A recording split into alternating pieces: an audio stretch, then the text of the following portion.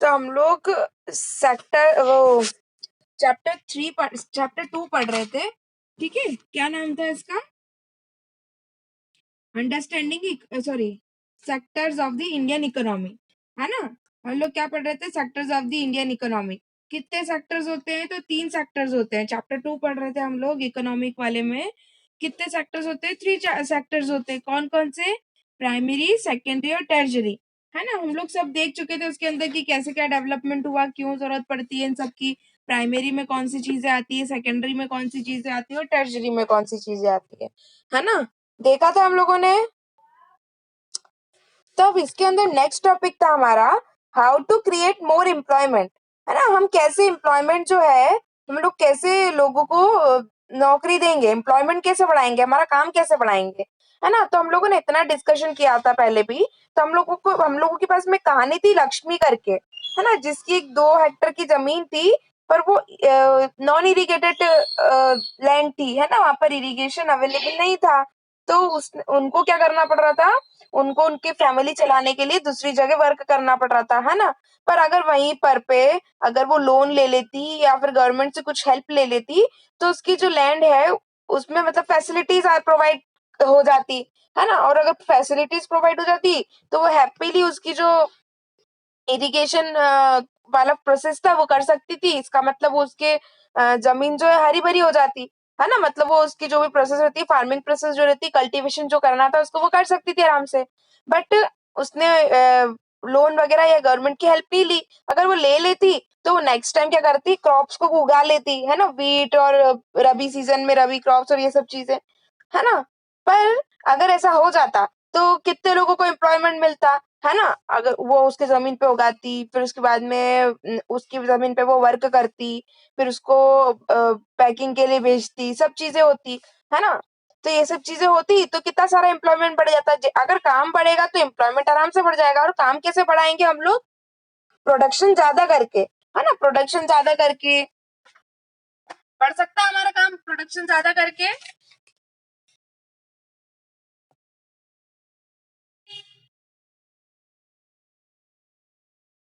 Students so तो नहीं गए? रिस्पॉन्स करो। बढ़ सकता है ना। और वहीं पे जो उसके 2 लोग जो घर के थे वो कुछ काम नहीं कर रहे थे, तो उनको भी एम्प्लॉयमेंट मिल जाता, है ना। तो यही बताया गया है आपको कि अगर जैसे कि लक्ष्मी का जो था केस था, अगर वो ज्यादा क्रॉप्स अगर उगाते हैं और फिर उनको अगर ज्यादा उगाएंगे तो ज्यादा बेचेंगे भी, सही है ना। ज्यादा बेचेंगे तो ज्यादा उनको ट्रांसपोर्ट करना पड़ेगा, ज्यादा उनको मैन्युफैक्चरिंग करनी पड़ेगी, सभी चीज करनी पड़ेगी, है ना। ज्यादा सेलिंग उनको करनी है तो यही बताया गया कि अगर हम लोगों को ज्यादा एम्प्लॉयमेंट देना है तो हमको प्रोडक्शन ज्यादा करना पड़ेगा। प्रोडक्शन ज्यादा होगा तो अपने आप उसकी डिमांड, अगर डिमांड ज्यादा हुई तो प्रोडक्शन ज्यादा होगा। डिमांड क्या होती है किसी भी चीज की?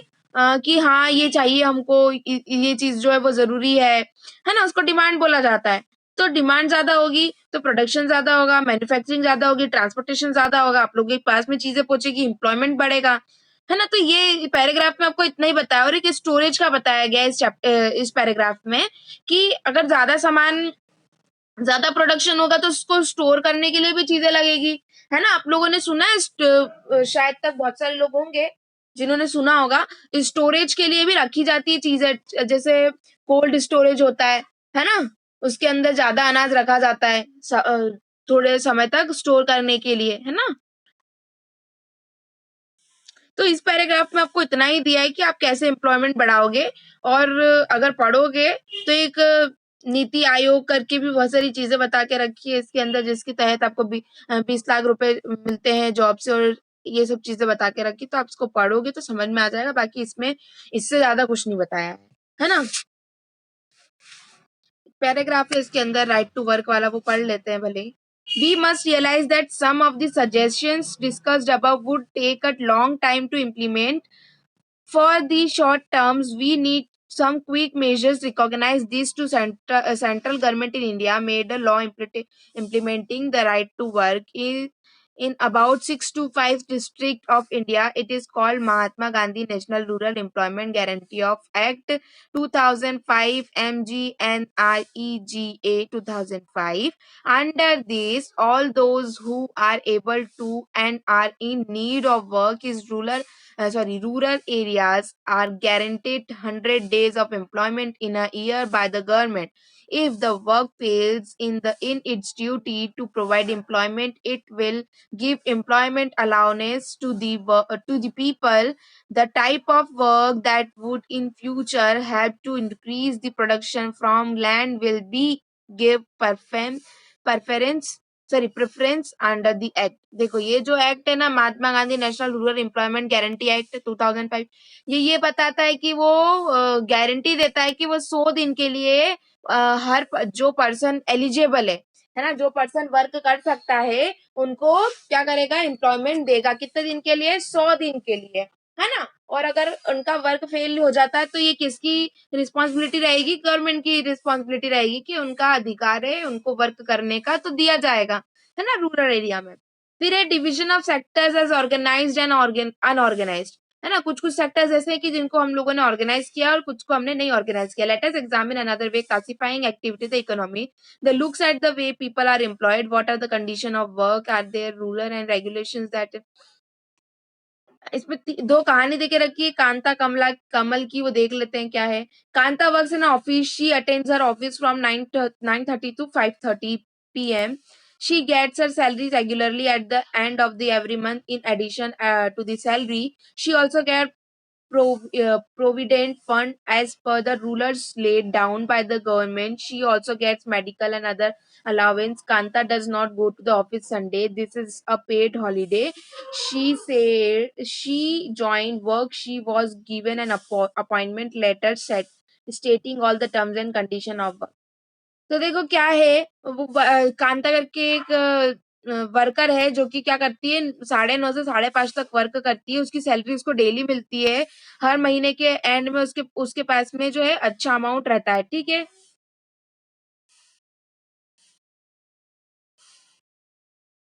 उसको जो है अगर वो बीमार पड़ जाए तो वो उसका भी पैसा कौन देगा? वो कंपनी देगी, है ना. उसने ऐसा उसके पहले ही एग्रीमेंट में लिख लिख के दे दिया था.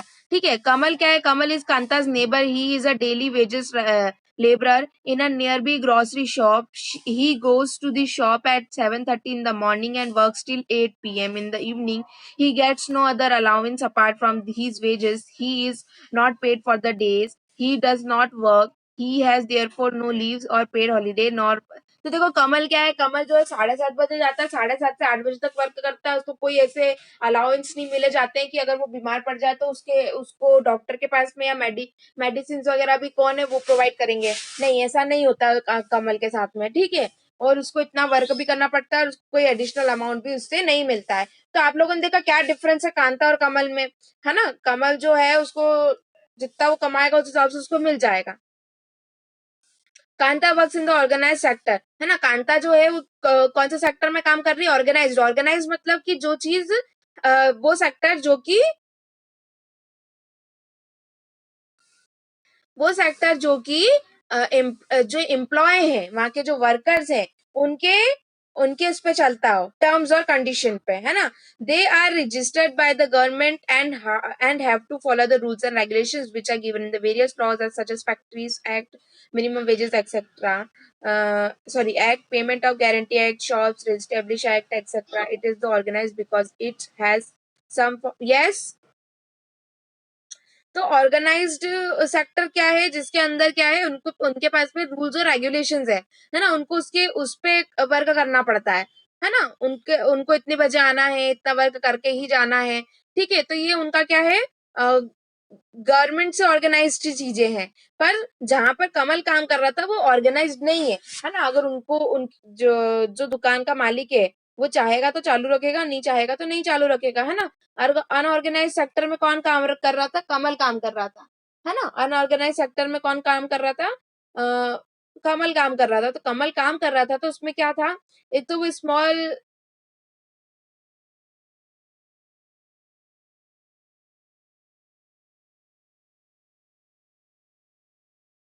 देखो, आप कभी भी जॉब करने जाते हो तो आपको कुछ रेगुलेशंस, रूल्स और रेगुलेशंस बताई जाती है उसके अंदर कि आपको ये करना पड़ेगा, आपको ये फैसिलिटीज अवेलेबल कराई जाएगी। पर वहीं पे आपको मे बी हो सकता है कि किसी किसी को यूनिफॉर्म भी वहां से दी जाती है कि आपको यही यूनिफॉर्म में आकर यहाँ पर वर्क करके जाना है ना? तो ये चीजें कौन देता है? वहां के जो मेन रहते हैं, ठीक है। पर वहीं पे अगर आप किसी शॉप पे जाओगे तो वहां पर क्या आपको जो व्यक्ति काम कर रहा होगा वो क्या आपको यूनिफॉर्म में दिखेगा, एक प्रॉपर वे में बात करता हुआ दिखेगा क्या? नहीं। तो ऑर्गेनाइज्ड और अनऑर्गेनाइज्ड में सिर्फ इतना अंतर है कि आपका जो ऑर्गेनाइज्ड सेक्टर होता है उसमें आपको हर चीज देख के चलनी पड़ती है। जैसे आप जॉब करते हो, है ना? तो आपको पता है कि आपको वहां पर कैसी बात करनी है, क्या करना है, ठीक है, आपको किस काम के पैसे मिल रहे हैं। और आप अनऑर्गेनाइज में जाके, जैसे कि अब एक एग्जांपल लेते हैं हम लोग, सिंपल सा, अ, इसी का ले लेते हैं, ये इसने दुकान का बोला है ना, ठीक है। तो अगर जो कांता है उसको वहीं पर पे क्या मिल रही है, सारी अलाउंस मिल रही है। कैसी अलाउंस मिल रही है उसको? कि अगर वो बीमार भी पड़ जाती है तो उसका जो भी रहेगा मेडिकल का काम या मेडिसिन वगैरह या डॉक्टर का जो भी रहेगा वो कौन देगा? वो कंपनी ही देगी जहां पर वो वर्क कर रही है ना? और अगर कमल बीमार पड़ जाता है तो उसको उसके पैसे से ही करना पड़ेगा, है ना? उसको कोई उसकी जो दुकानदारी वाले हैं वो थोड़ी पैसे देंगे, है ना? तो आप जब भी जॉब करते हो तो आपको सारी फैसिलिटीज क्या है, वो कंपनी ही प्रोवाइड करती है। पर यहाँ पर आपकी कोई ऐसी डील नहीं होती। जैसे कांता की डील क्या हुई थी कि वो संडे जॉब नहीं करेगी, है ना? और उसके लिए वो पे करने को भी तैयार है। पर वहीं पे इसको तो संडे भी जाना पड़ता होगा, शॉप्स तो संडे भी खुली रहती है, ऑफिस वगैरह बंद रहते हैं संडे, है ना? सभी के पापा की छुट्टी रहती है, पापा या मम्मी की, कि आज तो छुट्टी है, संडे है। तो वही बताया गया है आपको इसके अंदर, how to protect workers in the unorganize sector. अब अनऑर्गेनाइज सेक्टर से कैसे प्रोटेक्ट किया जाए किसी भी वर्कर को? तो unorganize sector offers jobs that are the most sought after, but the employment opportunities in the organized sectors have been expanded very slowly, है ना? जो ऑर्गेनाइज सेक्टर है वहां पर जो अपॉर्चुनिटीज है वो बहुत धीरे धीरे क्या होती है, बढ़ती है, बहुत धीरे धीरे आगे बढ़ती है। पर वहीं पे अगर हम अनऑर्गेनाइज की बात करें तो आजकल तो हर कोई दुकान लेके बैठ जाता है ना?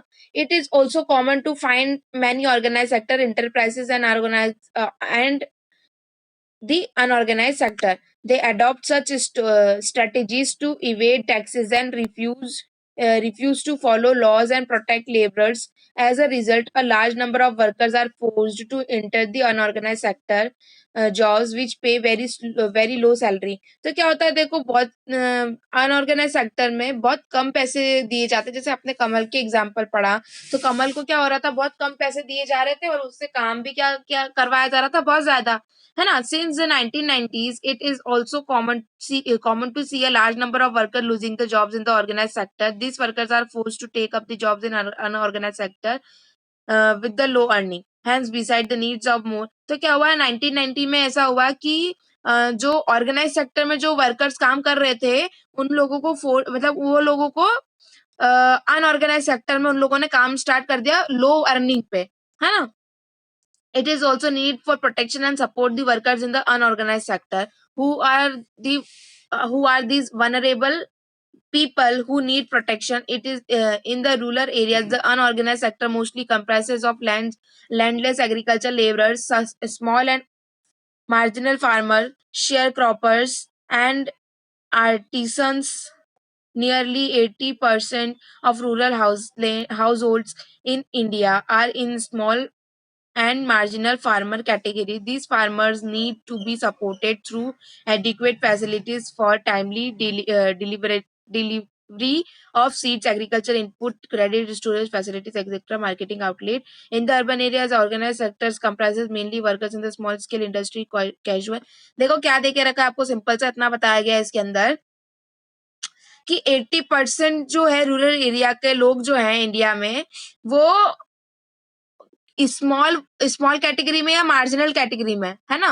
वो लोग क्या कर रहे हैं, फार्मर्स हैं, शेयर क्रॉपर्स हैं, है ना? सब इन्हीं फील्ड में है, ठीक है। क्या है, या तो शेयर क्रॉपर्स मतलब एक जगह से दूसरी जगह क्रॉप्स को शेयर करना, है ना। और अर्बन एरिया की बात करें तो वहां पर अनऑर्गेनाइज सेक्टर जो है वो कुछ इस तरीके से कंप्राइजेस है कि वहां पर सिर्फ और सिर्फ स्मॉल स्केल इंडस्ट्रीज ही है, जैसे कि या तो कंस्ट्रक्शन में होंगे लोग, उन कैजुअल वर्क कर रहे हैं वहां पर, या तो कंस्ट्रक्शन में होंगे या तो ट्रांसपोर्टेशन कर रहे होंगे, तो ऐसी छोटी छोटी स्ट्रीम्स में वो लोग हैं, ठीक है। या तो फिर किसी को कुछ सामान पहुंचाना होगा, तो ये छोटे छोटे काम कौन कर रहा है, अर्बन एरियाज में। We also find the majority workers from the scheduled caste tribes and backward communities find themselves in the unorganize. तो क्या होता है, जो ये वाली कास्ट जैसे शेड्यूल्ड कास्ट ट्राइब्स और ये सब हो गए, जो जिनके पास इतना इतना वो नहीं है, वो लोग भी क्या करते हैं, अनऑर्गेनाइज्ड सेक्टर में ही वर्क करना पसंद करते हैं, है ना। फिर है sectors in the term of ownership, public and private sector. Another way of, तो ओनरशिप के बेसिस पे अब जो पब्लिक और प्राइवेट सेक्टर है उसको कैसे डिवाइड करके रखा है वो पढ़ते हैं। Another way of classifying economic activities into sector could be on the basis of who owns assets and in the responsible of the delivery of services। देखो assets का मतलब क्या होता है, assets का मतलब होता है मनी, पैसा, ठीक है।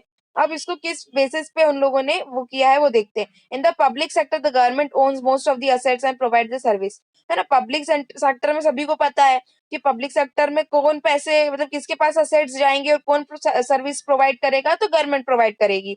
वहीं पे अगर हम प्राइवेट सेक्टर की बात करें तो कोई भी ऐसा पर्सन जो कि पूरी चीजें चला रहा हो गवर्नमेंट के अलावा, ठीक है। रेलवे और post office is an example of public sector. तो रेलवे हो गया, पोस्ट ऑफिस हो गया, है ना, गवर्नमेंट स्कूल्स हो गए, गवर्नमेंट फैक्ट्रीज हो गई, इंडस्ट्रीज हो गई, ये सब किसके हाथ में रहेगा, गवर्नमेंट के हाथ में। और वहीं पे अगर हम कोई दूसरी चीजें अगर बात करें, टाटा हो गया, रिलायंस इंडस्ट्री हो गई, है ना, ये सब किसमें है, ये प्राइवेट का सेक्टर में आएगा, ठीक है। Activities in the private sector are guided by the motive to earn profits to get such services. We have to pay money to these individuals companies. The purposes of public sector is not just to earn profit. Government raise money through taxes and wages to meet expense of the on the services rendered by it. Modern day government spends on a whole range of activity. What are these activities, what government do, ठीक है। There are several things needed by the society as a whole but which the private sector will not provide at a reasonable cost. Why? Some of these need spending large sums of money which is beyond the capacity of the private sector. Also collected money from thousands of people who are the facilities in the easy। देखो क्या होता है, government, आप लोग अगर government facilities लेते हो तो आप लोगों को क्या लगता है, इतनी ज्यादा, मतलब इतना ज्यादा नहीं लगता है, क्योंकि गवर्नमेंट क्या करती है, अदर चीजों में टैक्सेस बढ़ा देती है और इधर कम कर देती है ना। और वहीं पे अगर हम प्राइवेट सेक्टर्स की बात करें तो वहां पर हम लोगों को क्या मिलता है, हम लोगों को फायदा भले ही मिल रहा हो पर हमारे पैसे भी क्या है, ज्यादा लगते हैं, है ना। लगते नहीं लगते।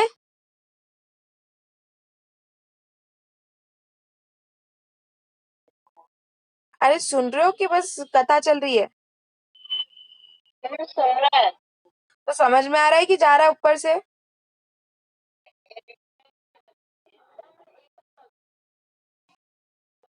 ठीक है, पब्लिक सेक्टर क्या होता है, वो सेक्टर होता है जिसमें हर चीज कौन ऑर्गेनाइज करता है, गवर्नमेंट ऑर्गेनाइज करती है। गवर्नमेंट का क्या काम है कि अगर कोई भी चीज वो कर रही है तो वो ज्यादा पैसे नहीं लेती है उस चीज के, क्योंकि वो क्या करती है, दूसरी चीजों में टैक्सेस बढ़ा देती है ना। आप लोगों के जैसे अगर वो रोड्स बनाती है, ब्रिजेस बनाती है, रेलवे बनाती है, तो वो ये सब चीजें कैसे बनाएगी, ऑब्वियसली वो आपसे टैक्सेस ले लेके बनाती है, ठीक है। वहीं पे अगर हम पब्लिक सेक्टर प्राइवेट सेक्टर की बात करते हैं तो प्राइवेट सेक्टर में क्या होता है, वो आपसे ज्यादा पैसे लेते हैं। क्यों लेते हैं, क्योंकि एक तो वो खुद सेटअप करते हैं हर चीजें, है ना, खुद के उससे। फिर उसके बाद में जो वहां पर जो लोग एम्प्लॉयमेंट है, जो एम्प्लॉयड है, जो काम कर रहे हैं वहां पे, वर्कर्स हैं, उन लोगों को भी उनको पैसा देना पड़ता है ना।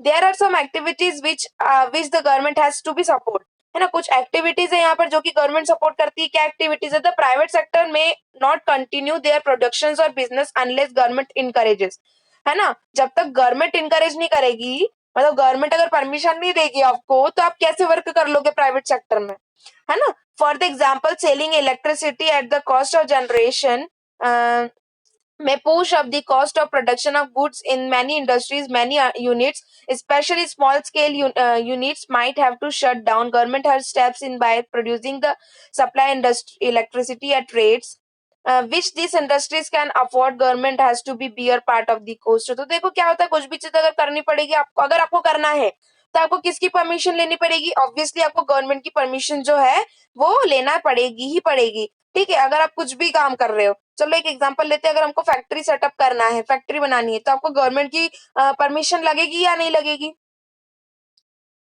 ऑब्वियसली लगेगी, है ना? आप कितना पॉल्यूशन करोगे, क्या करने वाले हो, कि इससे आप इसका वेस्ट प्रोडक्ट आप कहाँ पर फेंकोगे? तो ये सब चीजें हम लोग किससे लेते हैं? है ना, हम गवर्नमेंट से ही लेते हैं। Similarly, the government in India busy wheat and rice buys wheat and rice from the farmers a fair price। है ना, जो गवर्नमेंट है इंडिया की वो फार्मर्स से बहुत कम दामों में तो नहीं बोले, एकदम जो फेयर दाम है, फेयर बोले तो जो सही दाम है उसमें ले लेती है। ठीक है, this it stores in its godowns and sells at a lower price to the consumers through the ration shops. देखो आप लोगों ने मुझे पता नहीं क्या होता है यार, वो उसका नाम मुझे याद नहीं आ रहा, राशन कार्ड, है ना, जिसमें आप लोगों को 1-2 रुपए किलो सब चीजें मिल जाती है। तो गवर्नमेंट क्या करती है, कुछ प्राइस में लेती है फार्मर से और उन्हीं को कम प्राइस में कम दामों में क्या है प्रोवाइड करती है। तो आपको यहाँ से समझ में आ रहा है कि गवर्नमेंट जो है फैसिलिटीज कैसे प्रोवाइड करती है। वहीं पर अगर आप पब्लिक सेक्टर में, सॉरी प्राइवेट सेक्टर में, यहाँ मतलब कि कहीं पे से जा करके लोगे, है ना, कहीं दूसरी शॉप से जिसपे गवर्नमेंट वगैरह कुछ नहीं कर रही हो, तो आप जब उससे लोगे तो आपको कितने मतलब 850 रुपए का कोई गेहूं का अगर वो देगा, है ना, और वहीं पे वही चीज हमको कहाँ कितने रुपए में मिल रही है, 30 रुपए में या 20 रुपए में मिल रही है। आ रहा है समझ में कि गवर्नमेंट और प्राइवेट सेक्टर में क्या डिफरेंस है?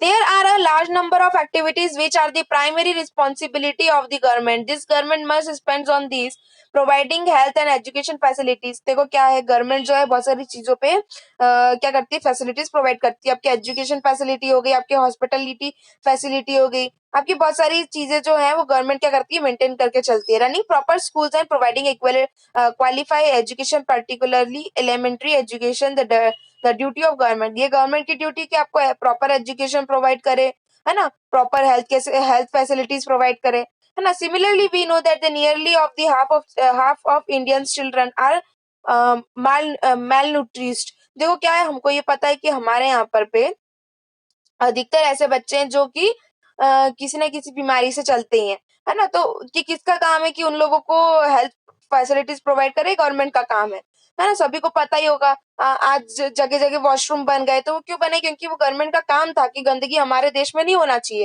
है ना, इसीलिए वो हर जगह शौचालय बने हुए हैं। ठीक है, अब हर जगह पानी के लिए भी आपकी फैसिलिटीज जो है वो अवेलेबल है। तो वो फैसिलिटीज क्यों अवेलेबल है? क्योंकि ये गवर्नमेंट का काम है कि वो हमको सेफ जो, सॉरी सेफ तो नहीं, सेफ तो नहीं बोलेंगे उसको, बट उसको हम बोल सकते हैं क्लीन। हाँ, क्लीन ड्रिंकिंग वाटर जो है कौन सप्लाई करे? गवर्नमेंट सप्लाई करे। हम लोगों के लिए ट्रांसपोर्टेशन के लिए जो रोड्स है, ब्रिजेस है, वो चीजें कौन प्रोवाइड करे? गवर्नमेंट प्रोवाइड करे। तो आ रहा है समझ में, ये रिस्पॉन्सिबिलिटी किसकी है? क्योंकि हम क्या करते हैं, हम उसके लिए टैक्सेस देते हैं। ऐसा नहीं कि गवर्नमेंट बहुत अच्छा, मतलब वो तो बिना उसके काम कर रही है, नहीं, हम लोग उसके लिए क्या पे करते हैं, टैक्स पे करते हैं। इलेक्ट्रिसिटी बिल पे हम करते हैं, हम लोग टैक्स, अगर हम सड़क पे चल रहे तो अगर हमने फोर व्हीलर से चले गए तो हम टोल नाका पे टोल टैक्स कटाते हैं। ठीक है, हम लोग पानी का बिल भी देते हैं, वाटर बिल भी देते हैं हम लोग। फिर उसके बाद में मतलब हाँ, आगे ना इलेक्ट्रिसिटी बिल हो गया ना। फिर उसके बाद में अगर हम लोगों को, है ना, आजकल तो आपका जीएसटी भी कटने लग गया है। तो सब चीजें ये जो है टैक्सेस जो है गवर्नमेंट काट लेती है, तभी आपको इतनी सारी फैसिलिटीज जो है वो प्रोवाइड की जाती है। अब अगर आप पेट्रोल की बात करें, अगर हम सबसे मतलब आज तो ट्रेंडिंग में है वो चीज, अगर हम पेट्रोल की बात कर रहे हैं तो पेट्रोल 102 103 रुपए किलो है, सॉरी लीटर है ना। अगर हम दूसरी चीज बात करें, उसकी लीटर, सॉरी तेल की बात कर रहे हैं, ऑयल की बात कर रहे हैं, तो उसपे भी आपको हर चीज में जो है पैसे जो है आजकल बढ़े हुए ही हैं। ठीक है, हर चीज में पैसे बढ़े हुए हैं। तो इसीलिए वो कर पा रही है क्योंकि उन्होंने इतनी महंगाई कर दी है।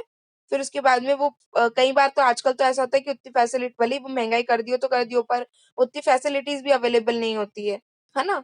हम लोग कई जगह देखते हैं जाके, अगर आप गवर्नमेंट हॉस्पिटल्स में जाके देख लो तो आज अभी तक में वहां पर फैसिलिटीज जो है वो प्रोवाइडेड नहीं है।